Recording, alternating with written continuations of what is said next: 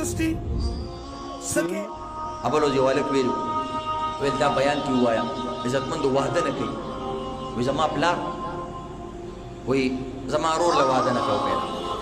څه په خوارو زارو باندې هغه له وعده اوس موږ له وعده نه کوي هغه ګوره پشمار باندې ویلو وې یو کم دیرش ځله ما زنا کړې ده او نور الحمدلله تهجدم کومه منظم کومه یو عبادت رانه نه پاتې کیږي خو د بدن شهوت خو په بل څیز نه سړېږي که نه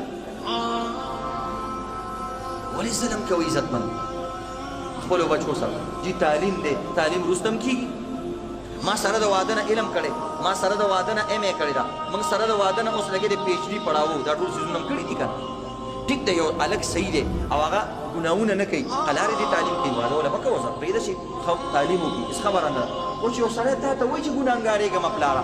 داسې پلار چې د بچي په واده کې رکاوټ وي بچی چې څومره ګناه کوي هغه درته میلاوي داسې لور چې د مور د هغې په واده کې رکاوټ وي څومره ګناه ترې کېږي مور ته هم ګناه میلاویږي دا ظلم مه کوئ زلمه داسې کارونه نه دي پکار ناشنا ناشنا تپوسونه خلک کوي او عجیبه عجیبه حالات دي عزتمندو په ځان هم رحم وکوئ په بچو هم رحم وکوئ بل اخري ګزارش دا دی جوماتونو سره ځان سره ماشومان راولئ واړه ماشومان نه چې امتیازي کوي داسې 7 کالو 6 کالو 8 کالو دا ماشومان ځان سره جومات ته راولئ تاسو خو د شپې تراویح وکئ او تاسو جوماتونو نه ماشومان وباسئ هغه بار په کوڅه کې ستاسو وي ستاسو وي ښه سړی دی خو چې د پردي زوی دې وویستلو هغه سره موبایل دی ستاسو وي هم ځان سره په کوڅه کې کېنولی دی یا به څه کوي ته چې د جومات نه پردی ماشوم وباسي ستا بچیان ځان سره خرابوي ماشومان د خدای لپاره د جومات نه مه وباسئ د ماشومانو تربیت وکئ یو ماشوم ځان سره په څنګ کې کېنوئ چلته ورانې کوي چلته ورانې کوي دا وخت یې راکاږه او برابره به هیڅ خبره نه په مونځ کې عبادت کې په مونځ کې ولې یو څپېړه ورکوه هېڅ هم شه نېشه ګوره مونځ مخې ته څوک تېرېږي نبي علیه السلام وایي مړ یې کړه ستا مخې ته تېرېږي جګړه ورسره وکړه لاسو ته ونیسه آرام شه ولې مخې ته ځي نو بعضې څیزونه د مونځ د اصلاح دپاره جایز دي ماشومان ځان سره ورته وایي شاته یې مه شړئ عزتمند شاته ورانې کوي مونځ هم نه کوي او دا یاد لري زموږ علما وایي چې کله د سحر په مونځ کې یا په کوم مونځ کې ته سلام سره ښې او وروسته صف کې وګورې او ماشومان نشته آینده نسل د ټول ګمراه دی د دې نه ته پوه شه چې آینده نسل د څه شی دی ګمراه دی مونځګزار یې نه دی او چې سلام وګرځې چې هلته ماشوم ولاړي هلته ماشوم ولاړي هلته ماشوم خوشحاله شه چې آینده نسل زموږ مونځګزار یې دی چې انسان مونځ نه کوي جومات ته نه راځي سبا هغه بیا هره ګناه کوي دلته چې مونځ ته راشي جومات ته راشي بیان واوري هلته د شرابو خبره واوري د زنا خبره واوري د مذمت یې واوري عذاب یې واوري سبا توبې وباسي د دې نه به ځان ساتي قسم دی موږ ته داسې داسې هلکان ټلیفون کوي د یورپ نه د جرمني نه چې هلته عزتمندو زناکاري بدکاري فری ده فری چې تاله الټه پیسې درکوي او الحمدلله هغوی د علماو سره تعلق دی د علماو بیانونه اوري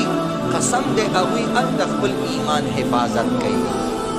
د هغه هلکانو کلین شوي هلکان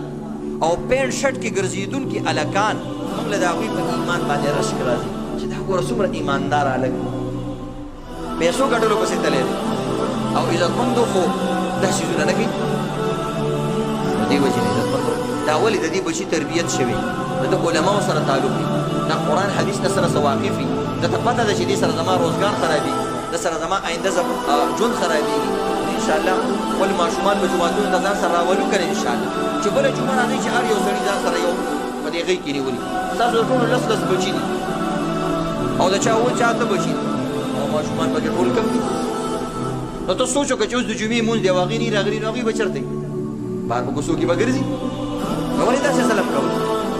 او بره چتونو دې مخې جوئ ځان سره یو کس ودروئ داسې به کوم کسانې چې آینده وایي زه به خپل بچی ځان سره راولم او ځان سره به کېنوم انشاءالله ماشاءالله ماشاءالله اوس هم پکې 15 کسان وکړو دې نور زما خپل بچي نشته که څنګه نو بهرحال ټول اراده وکړي چې بچي نیکمله شي ستاسو فکر کوو ګینې موږ جوماتونو کې د ماشومانو نه تنګېږو صفا خبره ده